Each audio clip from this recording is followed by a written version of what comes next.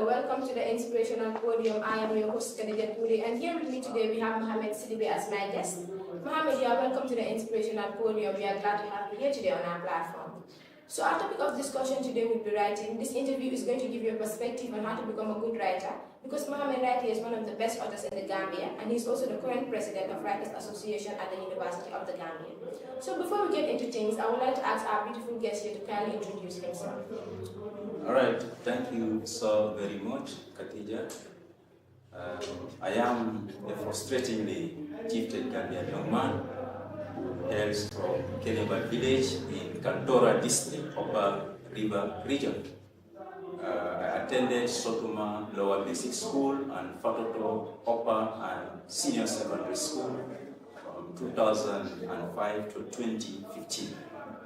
So in 2016, I started a program at Gambia College, School of Education, where I pursued advanced diploma secondary, in which I specialized in English language and SES, that is Social and Environmental Studies.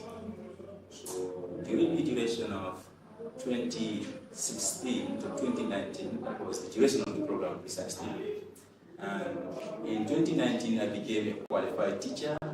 Then I went back to my hometown, that is Basel, to teach at a school called Nasir Ahmadiyya Upper Basic and Senior Secondary School. I spent 3 years from 2019 to 2022. So from 2022, I had to come back to continue the program, that is to maintain my studies at the University of the Gambia, where I currently study English language as my major. And yes, that's what I've been doing. And equally, I've been writing, a lot of poems and articles. These are published by some of Gambia's notable newspapers, The Standard and The Point. So I also have what I call poem of the week. Every week I write most of the time poems, opinions about how I think Gambia, how I see Africa, how I see the globe. So equally, I authored that draft, as you know, highlighted, in an author. So Dandruff is an anthology of poems with critical analysis, and this book was published in 2023. And thankfully, the book is approved by the Ministry of Basic and Secondary Education as a supplementary material to be used at Gambian schools, both upper and senior level. And the book is equally available on Amazon and Kindle as an ebook. So precisely, it's about me. So thank you, Muhammad. I'm sure that my audience will be really inspired by your words, and we're hoping to learn a whole lot of things from you today. So getting into things, our first question would be, what is writing? How can you define writing from your perspective? Thank you once again. Writing, to me, is the act of transforming thoughts, emotions, and ideas into a tangible words, precisely, okay? So, and it is something that can be deeply personal, yet something that so many people can relate themselves with. Yes. So can you also define writing as something that is conversational? Of course, indeed. That definition too is accepted as far as I'm concerned, because when you're writing, an author is sort of arguing with himself. Sometimes when you're arguing with yourself, you have passive audience, and those passive audience that you're talking to is conversation. That's why a writer creates characters, and it is goes on. So precisely, yes, I agree with that definition that you just highlighted. Thank you. I'm sure that writing comes with so many steps. What are some of the steps that a writer can use to foster a particular story? Interesting question. Well, there are different steps.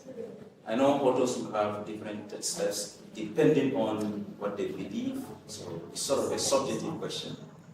But I am going to look at it from the way I see it, and I'm so many authors will subscribe to some of these points that I'm going to mention. The first thing that a writer should do is to have what you call idea generation. You see, before you write, first and foremost, you must have an idea. And that's where what we call writer's block comes in. Writer's block is sometimes you want to write something, you get stuck. Okay, these things happen to people that write. With myself, I want to write something and I have what I call brain fade, like you get stuck. You want to write, but you don't have anything to write. So first and foremost, you need to have what we call idea generation. And this idea generation, the inspiration can come from anything. Sometimes, for me, I can look at a picture, a mere picture with image, and as I was talking about, like when you look at idea generation, inspiration can come from a mere picture or image, and that can influence your writing. That can help you to create a story that will, influence your writing. Inspiration can come from history. Maybe you've been listening to a historian, whether oral historian or so, and you heard something that can influence your writing. Alright? And inspiration can also come from just a mere phrase. A phrase, you can see a phrase and you read it, you're already inspired. You can have your own story. So that's why in literature research, nothing comes out of the material. So precisely, idea generation is one of the steps that I believe a writer should consider. Moving on to the next thing that I believe a writer should consider is what we call research. As a writer, you should be an omniscient writer. Anyway, I know it is debatable, others might say we don't have omniscient writers, but I have my arguments, I'm going to raise them. The reason why I said you should do research is because as a writer, you should know what you're talking about. You should be vague with your information. Okay? You cannot talk about something if you don't do extensive research. And in that research, that's why in literature there are some scholars, they will tell you, sorry for my ungodly language, they will tell you a writer is God. Alright? And their argument is, the reason why they believe a writer is God, a writer knows everything about his work. If a writer wants, a writer would make a character to be foolish. Okay? If a writer wants, a writer can make a character to be strong, a character to be a debtor, and the list goes on. So you decide the fate of those characters. That's why in literature sometimes they consider writers as one God, meaning you know everything. So that's why I said you should be an omniscient writer. If you don't agree with that, I can say a writer should be close to be described as an omniscient writer. So you need to do research before you write. The first one, you talk about idea generation. The second one, you have to do extensive research. Because when you do research, you are familiar with what you want to talk about so that you will argue based on facts and figures. Otherwise, you'll be talking and your ignorance will be shown.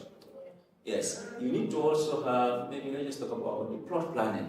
How do you want to, narrate your story? Because if you look at literature, we have different styles when it comes to plot planning. And among those styles, we have, let's just talk about linear plot, for example. It is a simplified way a writer can use because it will have what we call exposition, beginning, we call it prologue. It will have what we call, conflict. All right. It will also have what we call climax. It will have what we call denouement and what we call epilogue. So that is the easiest way. What we call beginning. Let me just say middle and end in layman term. All right. So that style we call it linear plot. All right. You can also use what we call episodic. Watch most of these Indian movies also, these season movies, even Merlin. Watch the movie season 1, episode 1. So sometimes the movie will be at some point in the and all of a sudden you'll take a pause and you'll say to be continued. So you need that style. So the plot planning, you decide how you want to narrate your story.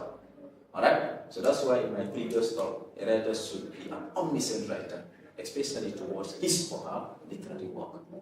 You decide. And in this course, there are many steps, even the word choice. who are your audience? Do you want to make sure are you talking to, a formal setting? Are you talking to people that you believe maybe they are more of the high class? Are you talking to ordinary people? Are you talking to, in the professional industrial? I mean, those that are specific in some areas. So you decide precisely. So there are different steps, as I said, and I think these are a few steps that I just want to highlight. So these are the few steps that a beginner should use when writing a story. Exactly. Okay, so I have seen many authors writing their books in different styles. Can you mention some of the styles that could boost a story or content? Okay, interesting question. There are different styles when it comes to writing, depending on the genre, what we call the types or the area that we want to focus on. For example, if it is poetry, for me, I believe the most important thing that a poet can employ, and the most important thing that a poet can use in his write-up, and that will make his write-up to be rich, is what we call imagery.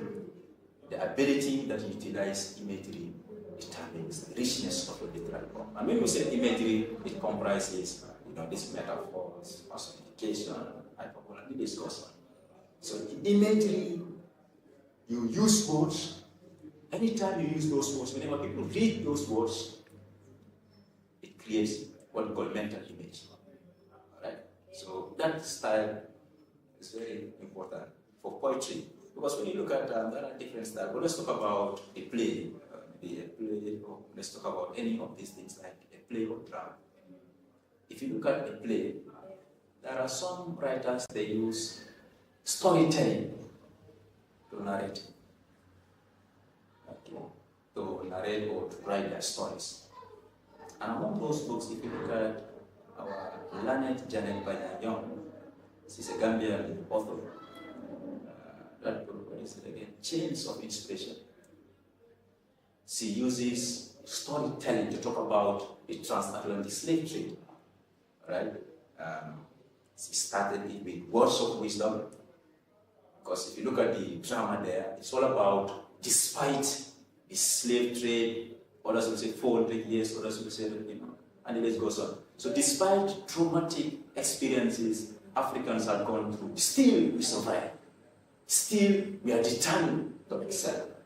So in that book, Janet Banyangyo uses, let me say it, Africa's triumph over slavery or transatlantic slavery. But if you read the book, you'll see storytelling depicted in it. She even uses characters like the Creole and the Discourse. So that is another style. You can use storytelling, okay, to narrate whether a poem, because poems we have different types. We have what we call narrative and the discourse. If it is drama, poem, right, and the discourse.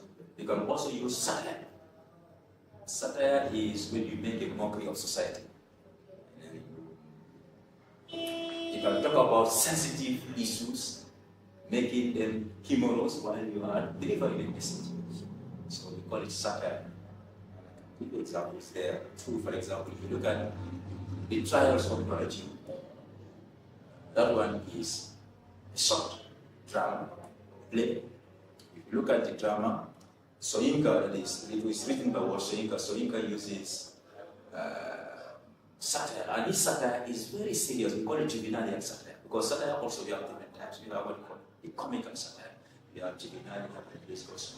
So for him, the way he criticizes religious hypocrisy, because in that book it's all about Soyinka making a mockery of those who use religion as a caveat, like he used religion to, to swindle, to deceive people. You pretend to be something when you are not. So in that book, the trials of Kaddijatou started by saying, I am what? A prophet by birth and by inclination. And he has been discrediting all his former teachers and the discourse. So you can see authors can use satire, even symbolism and the discourse. You can use different techniques when you are writing. The more techniques that you employ when you are writing, the richer your literary. That's why people are respected in different areas because of the way they utilize literary skills. I can talk about this for long, but as I said, I want to be time conscious. Perhaps you might have a lot of questions. Well, I hear many do say that you should know your audience before writing a book. So do the audience also influence writers' writing style? Yes, the audience does influence the writer's writing style. Because as a writer, you have to know what your audience want, that is their interest, and also their background. So to answer your question, yes, audience or the audience influences writer's writing style. Because they are writing for people, so the way they react to your message should influence your writing. So I agree. So what strategies do you recommend writers should use to engage their readers? You can start your piece with a hook, and that hook can be a compelling question. A question that can pique the curiosity of your readers. For example, in my book, there's a poem that is entitled "Who Will Reach Us?" Right? So I ask that question, and somebody there might ask, "Are we bewitched as a country?" Yeah. So it depends on the school of thought that you belong to. So yes, the bold statement. You can also start in the book. You can also start with a bold statement. Statements like you can say, maybe there are more people alive today than have ever lived before. You see, that statement will set the stage. It will pique the curiosity of your audience. Yeah. So the audience will be eager to read the book. Exactly. So that is very important. And the question again, because I want to strategies. Recommended for writers. Okay. Now, if you look at the other strategy, can also be, maybe let's look at the character development. You see, I mentioned it earlier that writers in literature, some scholars, whether I call it ungodly language, they consider authors or writers as God. I highlighted it here and I gave you my reason. Yes. Alright? So the character development you are in charge. You need to have what we call distinct characters. Characters that might be flat, characters that can be rounded, because flat characters are those characters, their behaviors are stagnant, like they remain, they are not changed through the progress of the story. Most of the time, they are minor characters. There are some characters, they are only responsible for just giving the water to the king or so, and this goes on. There are some characters, they change over time as the story progresses. So we call them round characters. So that character development also is very important if you want to engage your audience.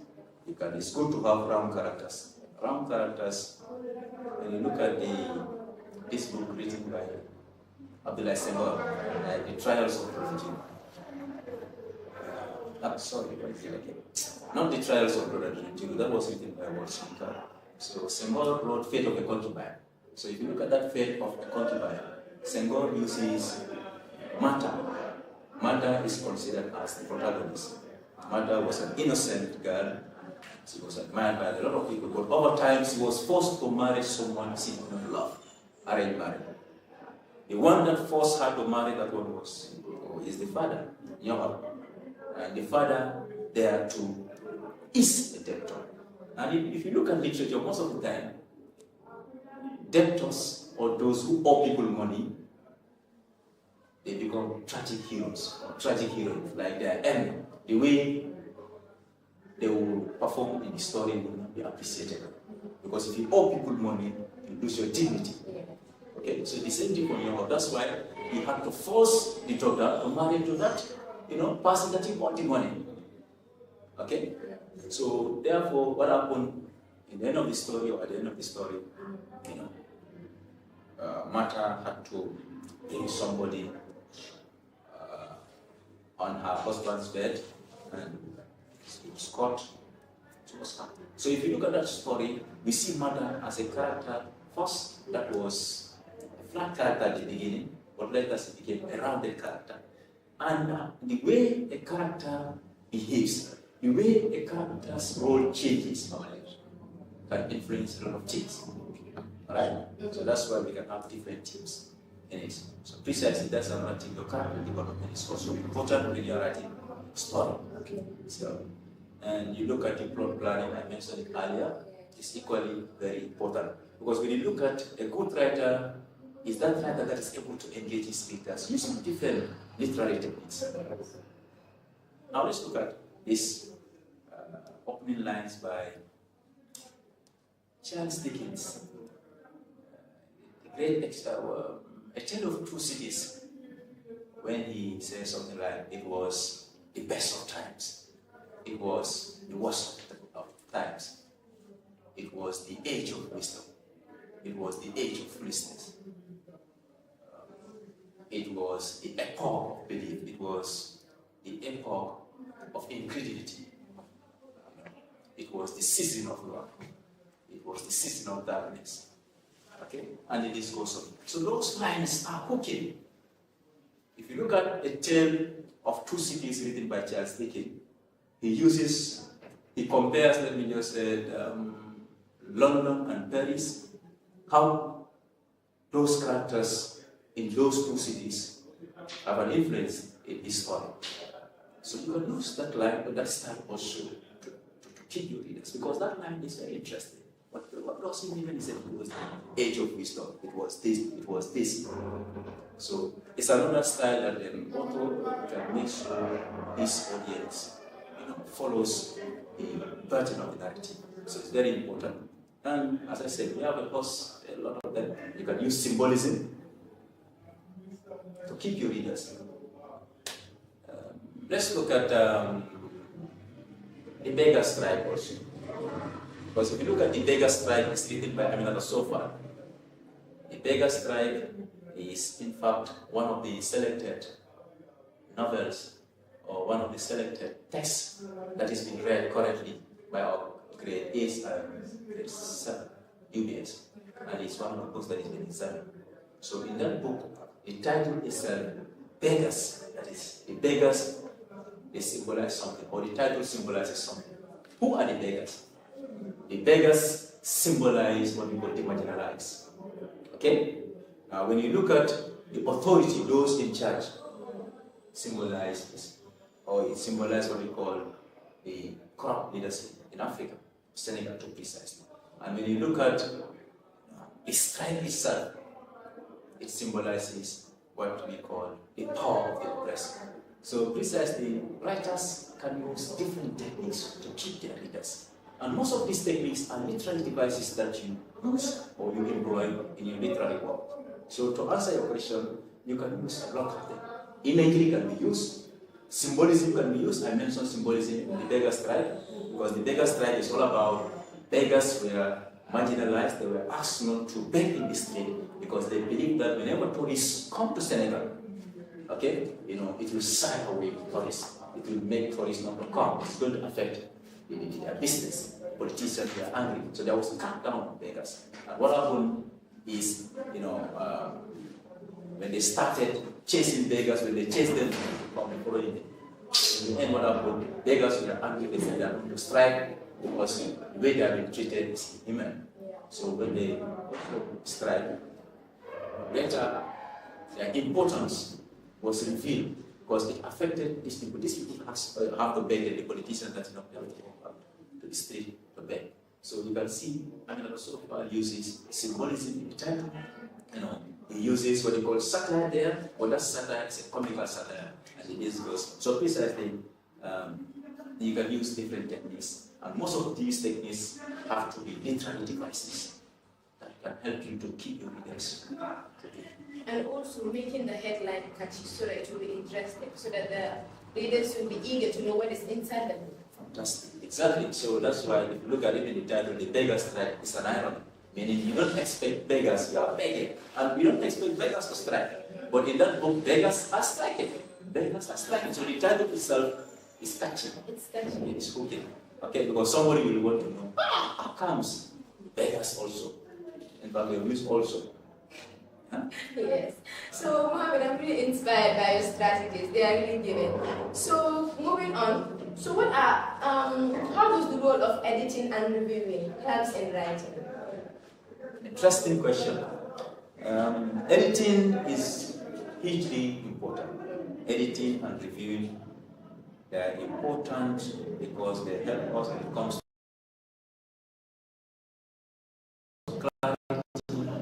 help us when it comes to quality and also when it comes to impact. You see, when you write, it's important to understand that you are writing for people. Yeah. And that piece should be taken care of, well taken care of. Because the moment it is rushed off, like you rush to write, remember your literary work is going to be read by a lot of people, and before it becomes a material for public consumption, it's good that that work is edited. And it is through editing, it can enhance clarity. But it's clarity. Sometimes most authors would want to say something, but they'll use an ambiguous statement. Ambiguous statements like, if I said Silosa period, that statement is not clear. Somebody might be thinking about only menstrual period. It can be lesson period. So statements like this, it is the editors that can guide you, those that are good at what they do, especially those that specialize in that. So those things will be removed in a way that will not disturb the progress. Alright? So if you look at editing also when it comes to grammar, you're writing English language and they have their rules and regulations. It's good that you honor those rules. So, because sometimes a statement can be grammatically correct, or it can be syntactically inappropriate, even though it's a rare case. These things happen. So, let me just give you one example whereby most Gambians use these things. Okay? So, editors can help us to remove these things from our work. For example, people say, I came with a car. Right? So, when I say I came with a car to school, that sentence is not clear. It can be balderdash, it can be foolish, it can be silly. Maybe you meant to say, I came in a car or I came by a car. Because if you come with a car, it means the car is being driven, not you who is driving it, and you are also walking, just like side by side. That looks foolish. The car is, I don't know whether driven by somebody or by yourself, and you are also walking. So mistakes like this is only through editing those things can be removed. Alright? Now when you look at reviewing, it's also very important. See, as I said, the feedback that you receive from your audience can always enhance your writing. There is this literary theory that I love, although I might not entirely agree with the writer or the one that proposed it. He is, Roland Barthes. Although this is, in fact, it's one of the courses that has been done at the university. I haven't done the course yet, but sometimes, I just enjoy reading, and I came across that theory. So the theory says, the theory is called the death of the author, and Roland Barthes was a French literary theorist, philosopher, and semiotician. So what he argued there, he said, once a literary work is published, okay, once a literary work is published, then the author cannot claim ownership. Meaning, the meaning of that work is going to be determined by the readers. Very interesting. He's saying the moment you publish your work, you are dead. And therefore, it is the audience that should determine the feedback, not you. In fact, he said you're not in fact important there. So the way the audience conceives the information, that's fine. Okay, so in fact, that challenges the traditional notion that, what we call authorship, and for someone to claim that this is my work. But for him, he believes that the moment you publish, your opinion does not matter. Okay, so that is a theory in literary theory and criticism. And it's important to get reviewers. Sometimes if you apply this literary criticism, people don't like criticism in this country. They don't like criticism. Yeah, so it's good that we have people sometimes that can hit your work, they see it differently, they can just want to talk about the negative. It's fine, it's another theory that people always specialize in. So editing and review are hugely important because through editing you get feedback, your work will be well enhanced, it will make sure your message is well filtered, and it will make sure the feedback of your audience are all captured, and to avoid what we call redundancies and other things. So precisely very important and should be taken seriously. So after editing and reviewing, do you determine that this book is ready for publication? As an author, Yes. yes, after editing and reviewing, you need careful evaluation, because even after that editing, you have to go through, because editing also has different processes. Writing is difficult after all, because anytime you write, when you come tomorrow, you also want to redefine what you wrote. You always want to make it better. Okay? So after this editing and others, you have to still go through. If you have the time to go through, it's very important to give it to people, third parties, to hear what they think about your book. Because you are writing based on how you perceive the story. So it's good that you hear from people, and it's good to still go through. The more you proofread a particular work, can enhance its quality. Yeah.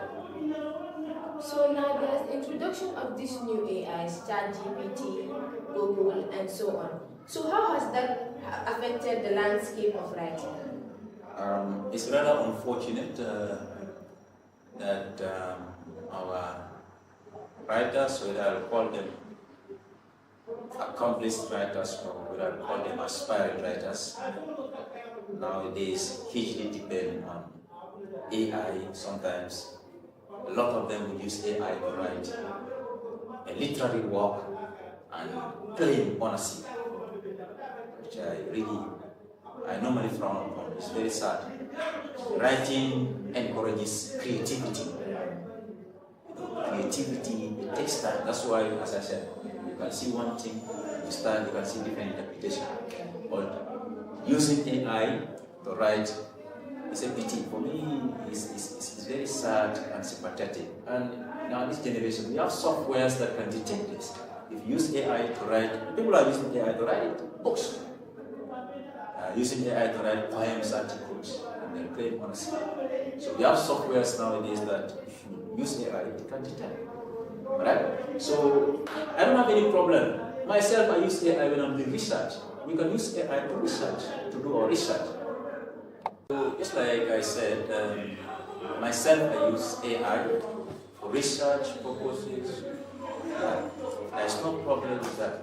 But the issue is to depend on AI. For me, as a writer, is shame.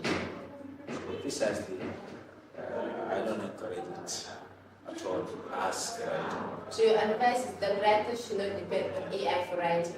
That's correct. Okay. Yes, that's correct. So what do we mean when we say printing and publishing companies? When you look at printing and publishing, for printing we are talking about the physical production of printed objects or printed materials. And when you look at the publishing, it's where it talks about the dissemination of those items. Because for printing, we focus most of the time for these business cards, printing companies, offset printing, or business cards and others. But for publishing companies, these literary magazines, e-books, and the list goes on. So they are all prepared by publishing companies. So publishing companies and printing companies are different. So do we have any publishing companies in the Gambia? Well, I know only one. Yes, I know Fuladu Publishing, handled by our learned grammarian senior citizen, Mr. Fodebale. Yeah, so he's doing a brilliant job. He's been doing a great job over there. So consider it as a publishing company, even though there are variations, because if you go to other countries, as a writer, your job is to write. But here in the country, you do advertisement by yourself and the list goes on. So in other countries, when you are done with your literary work, they will buy the material from you, you get what you call royalty. And the publishing company will do a lot of work, they do most of the work. Okay? But as I say, these are just variations from other countries. But in the country, I know only one, which is Fuladu Publishing. Yes, just adjacent to the university. Okay. Yeah, Canifing campus. So can a writer convey their own messages in their book? Yes, indeed. When you are writing, you can convey your message in your own. Because, in fact, by writing itself, you are conveying your message. Sometimes, although you see something, you are not happy, you write.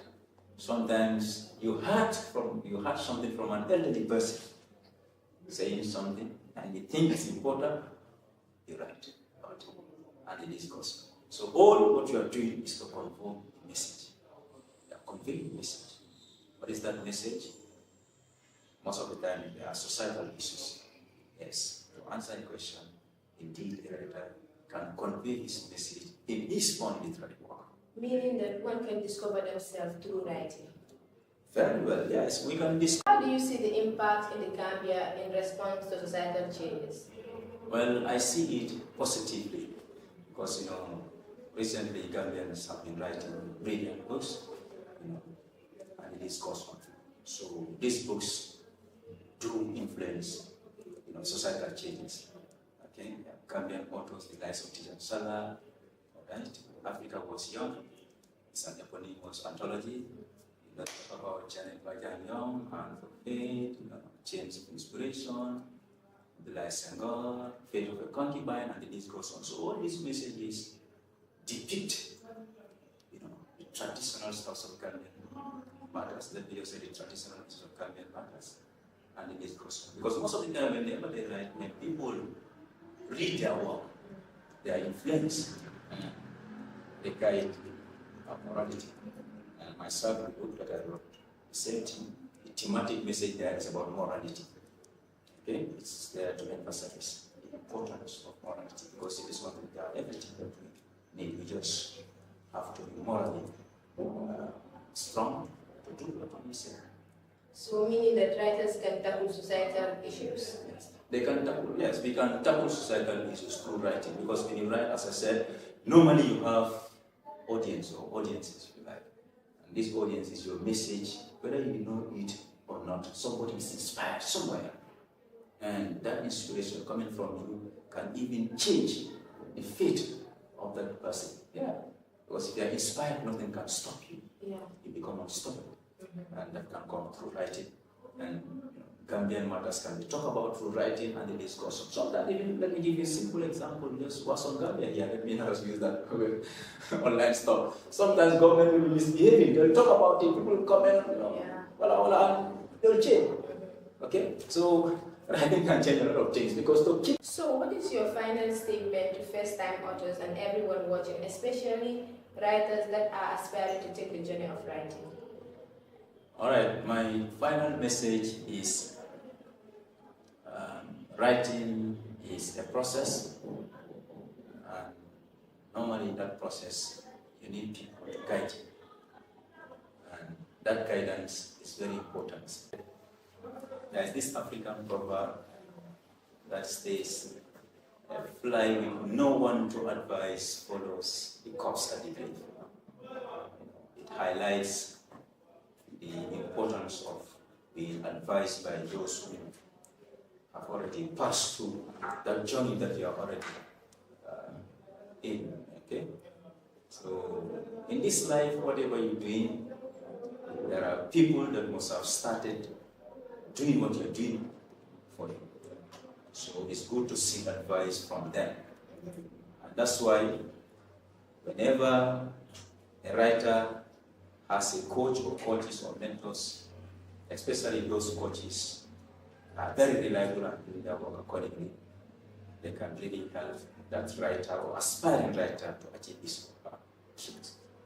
So precisely, if you look at writing, is hugely important. Even our holy books acknowledge the importance of writing. And we're going to start with the Holy Quran. If you look at chapter 68, that is Surah Al-Qalam, verse 1, it reads, Noon wal qalam wa ma yasturun. So there God is saying, by the pen and what the angels write in the book of men. So you can see God is swearing using the pen, something that he himself created. So the importance of pen is depicted in the Holy Quran.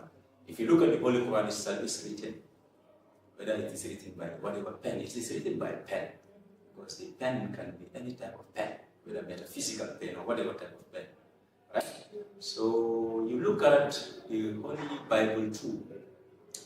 When you look at Proverbs 3, verse 3, it says, let love and faithfulness never leave you. Bind them around your neck.